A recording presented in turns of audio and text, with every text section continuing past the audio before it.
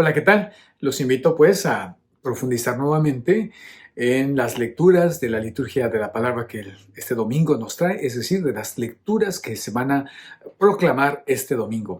En esta ocasión tenemos la oportunidad desde el capítulo 16 de San Mateo, vamos a tener la oportunidad de profundizar en esta imagen tan controvertida, pero tan esencial en el catolicismo, especialmente en el catolicismo romano, de el Papa, ¿sí? De el sumo pontífice. Vamos pues, sin mayor preámbulo, a iniciar especialmente poner atención en la lectura, en la primera lectura, que es la única referencia desde el libro de Isaías, la única referencia que nos puede iluminar mucha luz acerca de las palabras de Jesús, no tan solo cuando le llama roca, sino también cuando le da las llaves del reino y le dice que todo aquello que cierre quedará cerrado y lo aquello que abra quedará abierto. Muchas veces estas llaves solamente cuando no se reflexionan prudentemente o desde el contexto hebreo o desde el Antiguo Testamento, pues se quedan solamente en los chistes que continuamente contamos acerca de Pedro, ¿no? Acerca de las llaves del reino. Bien, pues vamos a iniciar en nombre del Padre, y del Hijo y del Espíritu Santo. Amén. Bien, pues pedimos a Dios el don del Espíritu Santo para poder ser fiel a la interpretación de estas escrituras. Vamos a dar la lectura el día de hoy. Seguimos en nuestra lectura continua del Evangelio de San Mateo. Estamos en el capítulo 16 y la iglesia nos ha regalado los versículos del 13 al 20. ¿Sí? La semana pasada estábamos en el capítulo 15 y hablábamos de la curación de la hija de esta mujer cananea allá. Entonces sigue allá en el norte, allá estaba en Tiro y Sidón, que es como hacia el este, y ahora Cesarea de Filipo va a estar en el oeste, pero sigue en el norte de Galilea, Jesús. Entonces vamos al versículo 13 de San Mateo, y dice, al llegar a la región de Cesarea de Filipo, ¿sí? Jesús preguntó a sus discípulos, ¿qué dice la gente sobre el Hijo del Hombre?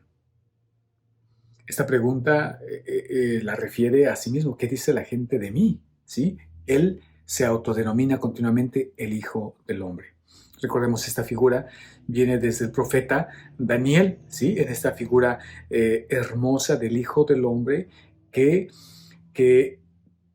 es humano, pero que contiene una esencia divina, ¿no? Entonces, Jesús continuamente se autodenomina el Hijo del Hombre en esta figura enigmática del profeta Daniel. Continuamos. Voy a luego, para no detenerme al inicio, porque quisiera detenerme en los versículos del 16 al 20, un poquitito más. ¿Quién dicen que es? Ellos le respondieron. Unos dicen que es Juan el Bautista, otros Elías y otros Jeremías o alguno de los profetas. Versículo 15. ¿Y ustedes, les pregunto, quién dicen que soy yo? Tomando la palabra, Simón Pedro respondió, tú eres el Mesías, el Hijo de Dios vivo. Y Jesús le dijo, feliz de ti, Simón, hijo de Jonás, porque esto no te lo ha revelado ni la carne ni la sangre, sino mi Padre que está en los cielos. Y yo te digo, tú eres Pedro, y sobre esta piedra edificaré mi iglesia, y el poder de la muerte no prevalecerá contra ella. Yo te daré las llaves del reino de los cielos. Todo lo que ates en la tierra quedará atado en el cielo, y todo lo que desates en la tierra quedará desatado en el cielo. Entonces, versículo 20, ordenó severamente a sus discípulos que no dijeran a nadie que él era el Mesías. Bien, esto es lo que el Evangelio que se va a ser proclamado este domingo y es esencial, es un pasaje precioso y también que todos estamos familiarizados con él porque en algún momento hemos platicado acerca de este pasaje, especialmente con nuestros hermanos separados, ¿sí? Con los hermanos protestantes. Y de repente ha venido algunas interpretaciones por ahí queriendo queriendo ocultar y opacar la figura tan esencial del sumo pontífice, del Papa, ¿sí? Entonces, hablemos de ello. De alguna manera quiero correr rápido al principio, no quiero detenerme mucho, aunque el lugar es muy esencial porque Cesarea de Filipo es un lugar histórico, ¿sí? En donde está construido en rocas, es un lugar muy estable, ¿sí? Entonces se da ese lugar, también tiene mucho que ver con de Filipo, porque es la Cesarea de Filipo, del hermano del César, y tiene otros elementos muy importantes, pero me gustaría que enfocáramos nuestra atención en las palabras que tienen. En otros videos he descrito un poquito más acerca de esta primera introducción.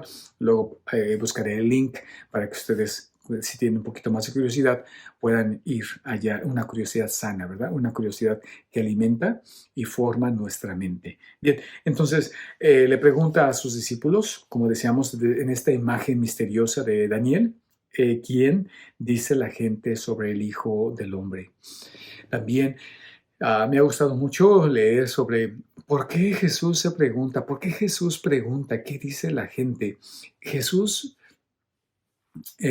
la semana pasada veíamos cómo el gran maestro hace preguntas para adentrar a sus alumnos, especialmente a sus discípulos, a, a un misterio. Me gusta pensar en esta palabra que el filósofo Sócrates, de alguna manera nos regaló, una mayéutica, es decir, que a través de preguntas, unas preguntas muy, pues muy ingeniosas, muy sabias, iba ayudando a la persona, al alumno, a encontrar la verdad. Por eso se llama la mayéutica, que es decir, que Sócrates decía que había una verdad en su corazón de la persona, pero solamente era de ayudarle, como la mujer en esos tiempos le ayudaba a otra mujer a dar a luz, ¿sí? Entonces esa era como la partera y eso era, así se consideraba Sócrates.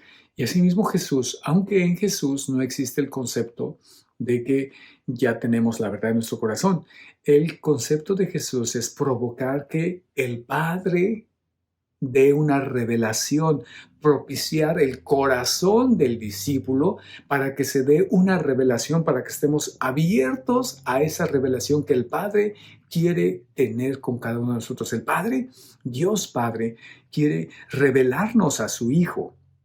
De hecho, pues esto es lo que leímos un poquito anterior, ¿sí? En Mateo 11:27, si ustedes bien recuerdan, cuando en esta parte que decía, vengan a mí todos los que están cansados y agobiados y yo los aliviaré. Antes, él va a decir en el versículo 27, dice, todo me ha sido dado por mi Padre y nadie conoce al Hijo sino al Padre. Así como nadie conoce al Padre sino el Hijo y aquel a quien el Hijo se lo quiera revelar, ¿sí? Entonces, nadie conoce al Hijo sino solamente el Padre, ¿sí? Entonces aquí nuestro Señor de alguna manera está propiciando que el discípulo esté atento, que se haga esa pregunta, porque el Padre está queriendo revelar algo, está queriendo revelar a su Hijo. Y esa es solamente misión del Padre, revelar a su Hijo en nuestros corazones. Por repetir, ahí nos distanciamos un poquito de la filosofía griega. No es que ya se tenga en el corazón, sino que es el receptor del Padre que continuamente está dándose y entregándose así como el Hijo.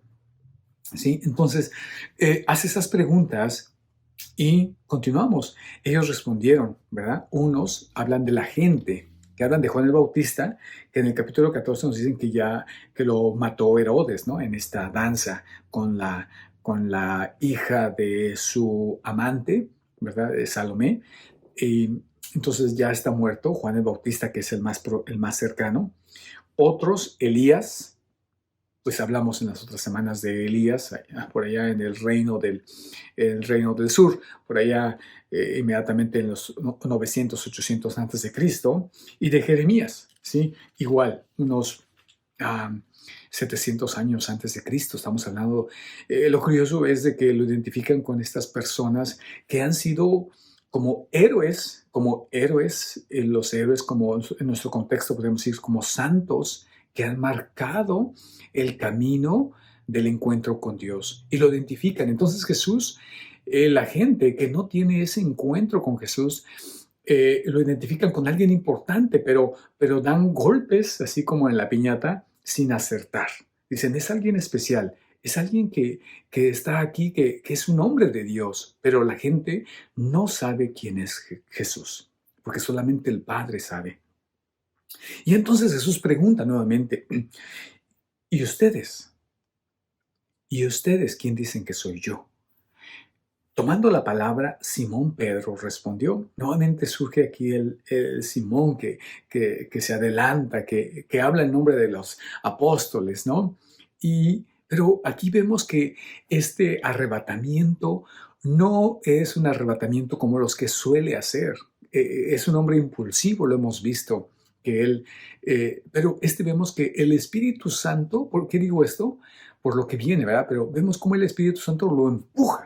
Podríamos decir que incluso que las palabras de Mateo, cuando dice que en el capítulo 4, cuando nos dice que es llevado Jesús al desierto, leo, Mateo capítulo 4 dice, entonces Jesús fue llevado por el Espíritu al desierto. Sí, es esa cómo el Espíritu Santo conduce al discípulo, y aquí vemos cómo el Espíritu Santo conduce a Pedro, ¿verdad? A Simón Pedro. Y respondió, tú eres el Mesías, el Hijo de Dios vivo. Punto. Eso fue todo lo que dijo. Aquí en nuestra traducción y también en la liturgia, la traducción que se va a ofrecer en la misa también dice, tú eres el Mesías. Pero recordemos que la palabra Mesías, como está escrito, es en griego.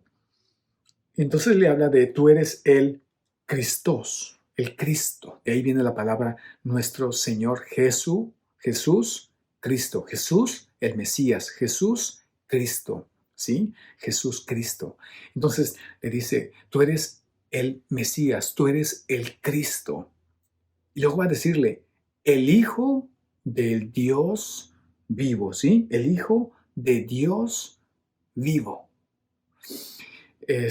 Y aquí algo bien interesante porque me gustaría recorrer rápidamente a Primera de Juan, en capítulo 5. Juan da este testimonio, sabemos que está ahí en ellos, pero dice Juan capítulo 5 versículo 1, dice lo siguiente, Juan, el que cree que Jesús es el Cristo ha nacido de Dios. ¡Pum! ¿Sí? Vemos que aunque posiblemente esta carta fue escrita antes que el Evangelio, de alguna manera tiene una consonancia perfecta. Creemos, ¿sí? El que cree que Jesús es el Cristo ha nacido de Dios, se está refiriendo a eso. Que cuando se nos revela, el Padre nos revela un signo de que nacimos de Dios y un signo de que Dios Padre nos ha revelado al Hijo, confesarlo a Jesús como el Cristo, como el ungido, como el Mesías. Vamos a ver qué implicación tiene esto, ¿verdad? Y entonces voy a repetir, sigo haciendo eco de la palabra en griego. Y entonces Jesús lo dijo, y Jesús responde en esta bienaventurado, ¿sí? En la palabra de Macarios que hemos utilizado, que utiliza la palabra número 5 en el capítulo 5, donde se bienaventuraron los pobres de espíritu, y utiliza esta misma palabra en griego, Macarios, en donde le dice bienaventurado, feliz. Nuestra traducción dice feliz de ti, Simón. No le dice Pedro, ¿sí? Mateo lo identifica, él es Simón Pedro. Pero recordemos que su nombre original es Simón, que es un nombre muy común, voy a decir, que es como los Luises mexicanos o los Joséses mexicanos, que todo mundo tiene esos nombres, ¿verdad? Asimismo, Simón es un nombre muy común de los judíos, ¿no? Y entonces le dice, feliz de ti, Simón. Y le dice, hijo de Jonás, hijo de Jonás.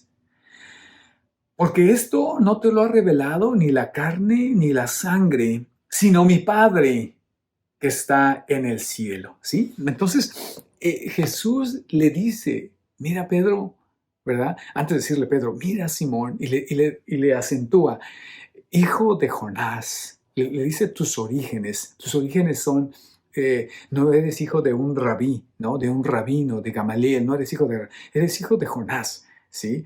Eres un hijo de Pedro, de Pedro el panadero, de una persona humilde, es decir, no alguien letrado, ¿no? Y le dice que esto no te lo ha revelado ni la carne ni la sangre, sino mi Padre.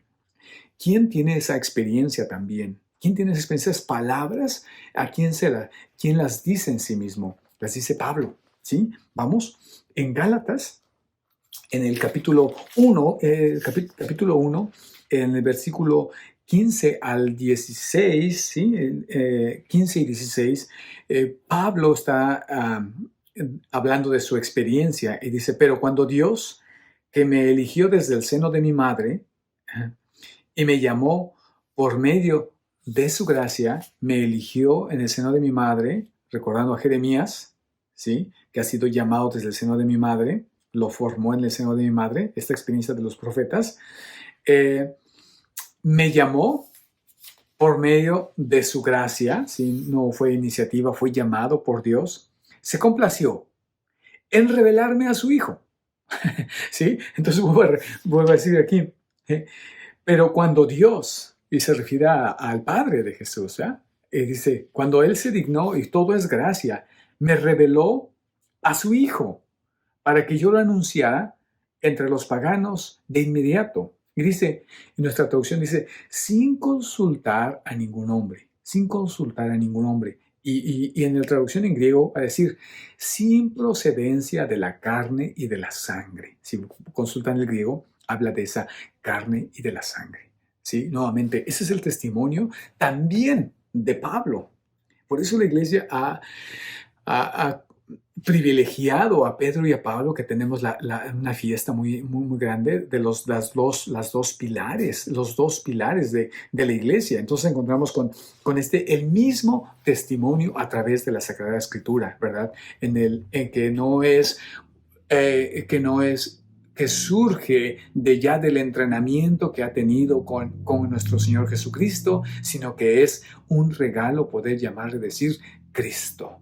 ¿Sí? Por ahí después vamos a platicar, porque Gálatas tiene mucho, la carta a los Gálatas tiene que leerse en consonancia con la carta a los Romanos, si no, no se podría entender, sobre todo que la carta a los Romanos es un poquito más complicada por el lenguaje que utiliza y complicada porque siendo una carta tiene otro contexto, pero de eso hablaremos en otra ocasión.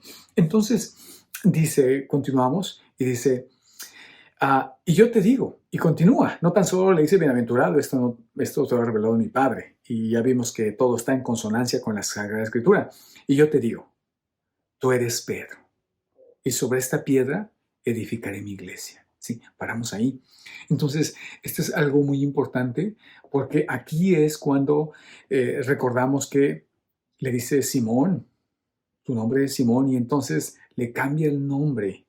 Le dice, y yo te digo, tú eres Pedro, que en griego suena como Petros, tú eres Petros. Y sobre esta Petra, esta piedra, edificaré mi iglesia. Entonces, le llama Petros porque es un nombre masculino, ¿sí? Y sobre esta piedra edificaré mi iglesia. Aquí algunos hermanos separados hacen la distinción que cuando dice piedra no se refiere a Pedro, sino que se refiere a la fe que acaba de profesar. El Papa Benedicto XVI hablaba de que no se puede, no es ni lo uno ni lo otro, sino son los dos. Es claro, es sobre la persona de Pedro, que no es una fe espiritual, una fe, vamos a llamarle digital, sino que está en el aire como etérea, sino que es una fe muy concreta, ¿sí? Sí, es en la persona de Pedro y es en esta figura donde el Padre le ha revelado a esta persona concreta. ¿Y Jesús qué hace? Reconoce eso y entonces dice el Hijo, al mirar que eso lo ha revelado su Padre, entonces lo instituye como la piedra, ¿sí? Pedro, piedra, Petros, Petra. Esto puede tener, vuelvo a repetir, desde el griego puede tener algunas consonancias, es decir, bueno, está refiriéndose a Petros porque es masculino y se refiere a la piedra que es femenino. Bien, eso existe en griego. En el hebreo, en el arameo y no existe masculino y femenino en esta palabra. Entonces le va a decir Cefas. ¿Sí? De hecho, Juan en el testimonio le dice, vamos, en el testimonio de San Juan, en el capítulo 1, cuando se está encontrando, cuando Andrés él lo lleva al encuentro con Jesús, le dice en el capítulo 1, versículo 40, dice, uno de los dos que oyeron las palabras de Juan, el Bautista, ¿verdad? Y siguieron a Jesús, era Andrés, el hermano de Simón Pedro, ¿sí? Al primero que encontró fue a su propio hermano Simón. Sí, entonces Simón Pedro no es como su segundo nombre, no es como como yo soy Luis y Manuel, no, sino que es Simón, el llamado Pedro. Y vamos a mirar, Jesús va a decir Simón, y luego le va a decir, y la comunidad lo conoce como Simón Pedro, ¿sí? Y así es como está escribiendo Juan. Entonces el primero que encontró fue a su propio hermano Simón, y le dijo, hemos encontrado al Mesías, hemos encontrado al Cristo, que traducido significa Cristo, ¿sí? Que dice Pablo, es que dice San Juan 42. Entonces lo llevó a donde estaba Jesús. Jesús lo miró y le dijo, tú eres Simón, el hijo de Juan, Jonás, el mismo. Tú te llamarás Cefas, que traducido significa Pedro. Entonces recordamos que Jesús hablaba arameo, Jesús no hablaba griego. ¿Sí? Que los evangelios fueron escritos en griego por el idioma, porque tenían que darse cuenta como si queremos evangelizar, somos mexicanos y al querer evangelizar a la cultura predominante, tenemos que traducirlo en mi contexto en inglés, ¿sí? Y entonces, bueno, se hacen las traducciones necesarias. Y eso es lo que está diciendo aquí. Te llamarás Cefas, que traducido significa Pedro. Entonces, tiene que utilizar la palabra de Pedro para decir, ni modo que le diga, tú eres Petra, en el sentido de mujer, ¿no? Petra. No, eres Pedro porque eres un hombre. Pero sobre esta piedra que se refiere al mismo, edificaré mi iglesia. Sí, ahora, ¿por qué insistimos en que Pedro es la piedra? Y así lo hemos interpretado desde siempre y seguimos insistiendo por dos cosas. En primer lugar, porque esta piedra, ¿verdad? Primero dice, edificaré mi iglesia. Cuando hablamos de iglesia, pues la iglesia no se identifica como la que ahí va a fundar el edificio, ¿no? No, sino la palabra que utiliza Jesús en iglesia, edificaré mi iglesia, es eclesie, ¿sí? Que significa, eclesian, que significa kaleo, que significa llamados, ¿sí? Que son llamados, son convocados, es decir, que es la asamblea. Sobre ti edificaré mi asamblea. Ahora, recordemos que entonces la asamblea de Dios se da en el contexto del templo. Y en el templo hay una piedra fundamental. Entonces, cuando Jesús habla de la piedra y habla de la iglesia, no está refiriendo a otra cosa más que a un nuevo templo. Tú eres Pedro, y sobre esta piedra edificaré mi iglesia e iniciará un nuevo pueblo. Ahora, esta piedra, de una manera muy sencilla, hay muchos estudios. Recordemos que cuando está en los tiempos de Jesús, el Arca de la Alianza ya no está ahí, ¿no? Que podemos mirar en el testimonio del profeta Jeremías y en el segundo de Macabeos, en el segundo libro, podemos mirar que después de cuando los babilonios destruyen el templo, sí, por allá por el año 587 antes de Cristo, el arca se pierde. El testimonio de segundo de Macabeos dice que es escondida, ¿sí? Es escondida por Jeremías en un lugar donde nadie sabe, ¿sí? Y que se revelará, se descubrirá hasta el año de la misericordia. Y para eso también he hecho otro video acerca de este descubrimiento. En fin, entonces, cuando están en el templo de Jesús, en los tiempos de Jesús, quiero decir, pues los sacerdotes, no en el lugar santo de los santos, en el lugar principal donde solamente el sumo sacerdote entra, ahí ofrece el sacrificio porque ya no está el arca de la alianza. y ahí es donde hace el sacrificio y ahí es donde se convoca y se hace todo, es el fundamento de todo vamos a llamarle, de toda la adoración, de todo el culto que se está haciendo. En ese contexto, para el judío, está escuchando y dice, tú eres Pedro y sobre esta piedra edificaré mi iglesia. Y dice algo, dos cosas más, que veo que el tiempo se nos está acabando. Dice, y el poder de la muerte no prevalecerá contra ella, el poder del Hades en inglés, ¿verdad?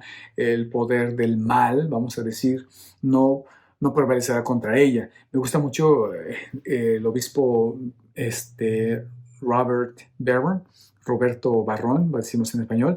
Él hace un estudio muy interesante y dice que la traducción no significa que el mal no va a destruir a la iglesia, sino más bien, es decir, que el mal no resistirá el poder de la iglesia, ¿sí? Que no es al revés, no es que el mal nos va a atacar y que la iglesia va a subsistir. Y dice en su estudio, en este libro se llama Catolicismo, dice que la traducción en el contexto hebreo significa más que es la iglesia que va a atacar. Y recordemos, la descendencia de la mujer, y la mujer pisará la cabeza de la serpiente. Y eso es lo que dice, que eso tiene más consonancia con más que resistir los ataques del mal, con que la iglesia va a pisar la cabeza del dragón, ¿sí? Esa es un poquito más la traducción. Lo dejo aquí por cuestión de tiempo, porque quisiera ir rápidamente al otro elemento que es muy importante. Y dice, yo te daré las llaves del reino de los cielos, y todo lo que ates en la tierra quedará atado en el cielo, y todo lo que desates en la tierra quedará desatado en el cielo. Y esto es precisamente donde entra la primera lectura, ¿verdad? En el capítulo 22, aquí ya doblé mi Biblia, y miren cómo quedó. Y en este capítulo 22, nos encontramos con este testimonio les decía, el único testimonio en donde podemos interpretar estas palabras, ¿sí? No tenemos más de dónde encontrar para hablar de esta persona. Entonces, en el capítulo 22 estamos leyendo, estamos ahí con Isaías y dice que Sebna es el mayordomo del palacio, ¿sí? Y Sebna, que es el mayordomo del palacio, dice en el versículo 16 que talla su sepulcro en la altura y se cava una morada en la roca. Esta expresión es muy interesante porque si bien lo está haciendo físicamente, él está haciendo un agujero está cavando su propia sepultura. Sí, pero en dos sentidos, en doble sentido, que al hacer eso se está echando la soga al cuello, como decimos, está cavando su propia sepultura. Y segundo, que realmente está haciendo eso físicamente y que está cavando su sepultura en el lugar que no le corresponde, en el lugar de los reyes. Y aquí es donde le dicen, lo vamos a destituir. Y entonces hemos encontrado a un hombre que se llama Eliakim. ¿Esto qué significa? El primer elemento es de que es un oficio. Es decir, que este oficio del ser el mayordomo no se acaba con la muerte de Sebna, sino que tiene sucesión. Y ya tenemos el primer elemento de la sucesión apostólica. ¿Sí? No se muere con la persona, sino que continúa, se le destituye, ¿verdad? Y se le pasa a otro este puesto. Y entonces de ahí tenemos ahí ya la lectura en el versículo 19 al 23. Dice, yo te derribaré de tu sitial y te destituiré de tu cargo. ¿Sí? Él está hablando de Sebna. Y aquel día llamaré a mi servidor Eliakim, hijo de Hilquías. Nuevamente, hijo de Hilquías. Es un puesto que se da, que nadie se lo gana, que es un puesto que procede de la simpatía, de la gracia, de la confianza que el rey quiere depositar en esta persona. Entonces le dice, nuevamente muy importante, hijo de Hilquías, ¿sí? Es decir, que no es hijo del rey, que ni siquiera es alguien que dijera que tiene una procedencia real, no real de reyes, ¿no? Sino que dice, y fíjense, lo vestiré con tu túnica. Es decir, que le da un puesto, que le da autoridad, que le da un rango, ¿sí? Al utilizar una vestimenta. Lo ceñiré con tu faja. Pondré tus poderes en su mano y él será padre para los habitantes de Jerusalén. Y entonces, eh, esta figura será padre, será padre. Por eso es el Papa, que es el nombre de Papa, de papá, ¿sí? Y será padre para los habitantes de Jerusalén y para la casa de Judá. 22, atención, pondré sobre sus hombros la llave de la casa de David. Lo que él abra, nadie lo cerrará. Lo que él cierre, nadie lo abrirá. Es decir, que le da una autoridad. Le da una autoridad. Con esto cierro. Pues solamente a veces es Dios, ¿no? Es Dios quien conduce nuestras vidas, pero vemos aquí claramente cómo está el oficio del Santo Padre y el cual tenemos que orar mucho, mucho por él, porque no tan solo el mal lo va a atacar, pero sabremos que Dios va a vencer el mal, ¿verdad? Esa es la confianza que tenemos que tener, que es quien va a atacar. De repente tenemos mucho miedo que porque en el Vaticano se está metiendo el mal y muchas cosas. En todos los lugares, el demonio, como decía el primer papa, San Pedro, ¿verdad? El demonio anda como león rugiente, viendo a quién devorar. Entonces, no nos debe ni de espantar ni pensar que el Vaticano es un lugar privilegiado. El padre Víctor el otro día decía en cuestión de cuando él interpretaba en su homilía, cuando Jesús va caminando sobre las aguas, y él me platicaba que de repente que empezaron a gritar y dijeron, oh, es un fantasma, ¿no? Y el padre les dice que les digo a su comunidad que nosotros para cualquier cosa, ya porque tronó la casa, ya porque escuché algunas voces, ya porque pasó algo, decimos, oh, es el demonio. Y dice el padre, dice, ¿serán muy santos? ¿Serán muy santos que el demonio anda atrás de ustedes, ¿verdad? Con el estilo del padre Víctor, ¿verdad? Y me da mucha risa, ¿no? Porque es cierto, ¿no? Muchas veces bastan nuestras pasiones, como decía Santo Tomás, bastan nuestras pasiones para que nosotros mismos caigamos. El demonio no necesita ni siquiera tocar a nuestra puerta. Pero sí, en los lugares más santos, te aseguro, si tú tratas una vida muy honesta, si tú buscas la santidad con todo tu corazón, obviamente no estás solo. Por supuesto que no estás solo, pero es como aquel que se va a entrenar, ¿sí? Aquel que se va a entrenar se va a enfrentar con alguien y no está solo, va a tener su entrenador y va a crecer espiritualmente, interiormente, pero tiene que ponerse con un rival, ¿no? Así también en el Vaticano, pues por supuesto, en el Vaticano, en las iglesias, por supuesto, hubo gente que dice, es que hay mucha gente hipócrita. Pues por supuesto, porque estamos en esta lucha, ¿sí? Estamos en esta lucha. En otro lugar donde vas, donde no se adora a Dios, tú dime, ¿ahí va a haber una lucha real con el demonio? Si realmente nuestra- sus propias pasiones los están llevando, los están arrastrando. Pues por supuesto que no. Entonces, vuelvo a repetir, a veces la gente se espanta diciendo, oye, en el Vaticano se metió el demonio. Ay, pues, pues nos va como nos va, ¿sí? Nos va como nos va cuando uno trata de ser fiel a Dios. Hay muchas tentaciones. Y por eso continuamente en la Eucaristía debemos de orar por el Santo Padre, porque Dios lo ha querido así y es un oficio que hoy ya no me dio tiempo de decir un poquito más de lo importante y lo esencial que lo es. Pero quería terminar con esto antes de este comentario del Padre Víctor.